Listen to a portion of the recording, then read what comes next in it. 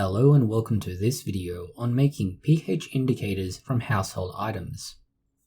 There are a range of indicators available. Some are a very convenient and relatively cheap strip. Others are a two-part kit to which you can add distilled water and your sample. Then there are your atypical indicators, things you do not think of as an indicator, given it's often a food or drink. Either way, these tend to be more conveniently available. Think of them as a sort of litmus test, except it's intended to be a litmus test. Your indicators are generally a weak acid, and they're often some sort of naturally occurring dye. The colour changes in relation to the amount of hydrogen that's freed up in your solution. The change in dye colour is what tells you the pH has changed. Depending on how sensitive the test is, the colour change can be quite gradual or very sudden. Assuming that your test is designed to simply indicate an acid or a base, and you know you have a sample that is neutral, that being a pH of 7, you should see no change. If your test is designed to pick up an acid, then it should change in reaction to anything below 7.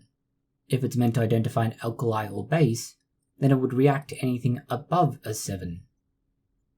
As a rule, the pH scale goes between 1 and 14. This scale is a log scale. That means there's a value of 1 between 1 and 2 on this scale, a value of 10 between 1 and 3, 100 between 1 and 4, and so on, adding a 0 to the difference each time. Different indicators are useful at different pH levels. Let's start with a relatively easy one, turmeric. This works at a pH between 7.4 and 8.6. This is because of the pigment in it, curcumin. It will change from yellow at a relatively neutral 7.4 to red at a pH of 8.6. Useful if you're trying to figure out if what you're dealing with is a very basic substance. Another reasonably common, or rather accessible, indicator is actually red cabbage. Red cabbage has a whole range of dyes in it, or more accurately pigments. These will change in relation to an equally wide range of pH changes. This means you can use it to detect a lot of different things. To make an indicator from your red cabbage, add a small quantity of finely cut leaves to between 50 and 70% alcohol. Ethanol is your best choice in this case, as it will extract the pigments more effectively.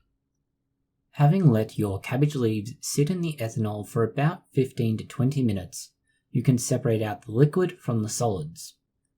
You now take this liquid and you can add it to a piece of paper towel or something other that's slightly absorbent. Or you can put it into something like a beaker or test tube. To this, you then add your test sample.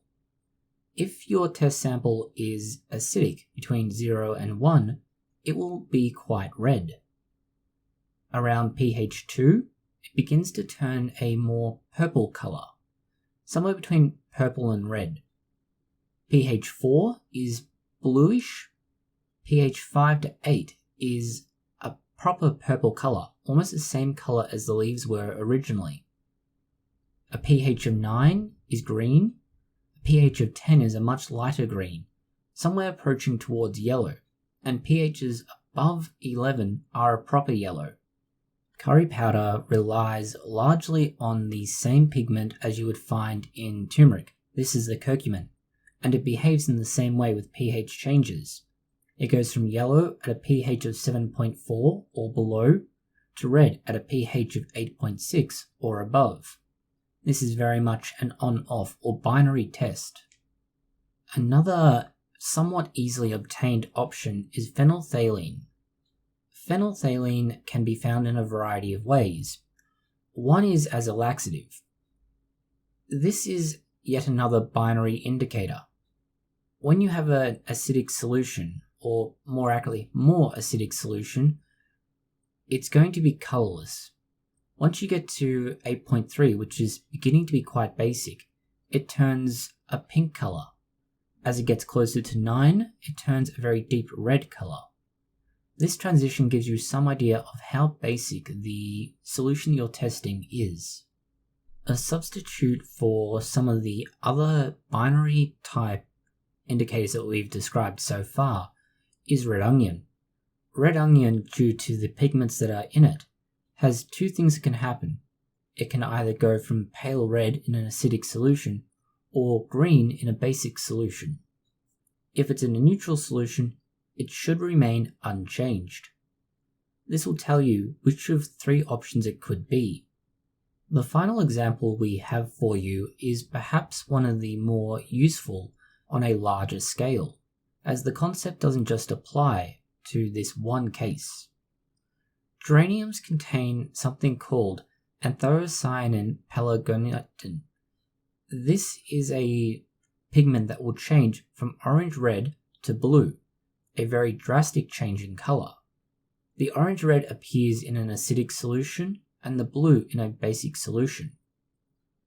While geraniums are generally more easily obtained, and in fact we've turned several of ours into bonsai of a sort, you might be able to find another flower that does something very similar. This is useful in larger scale research.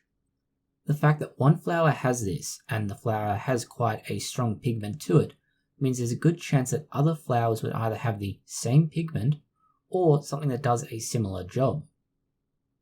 The exact circumstances of that change aren't necessarily going to be the same, and this means flowers are a great place to begin looking for possible new indicators, things that could be extracted, refined, and purified for research purposes.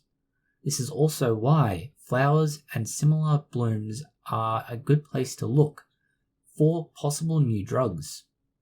These are just a few examples, and many others can be easily found. What we've focused on in this video is changes in color. That's not the only way you could have an indicator work. Some work by a visual response. Baking soda is an example of this.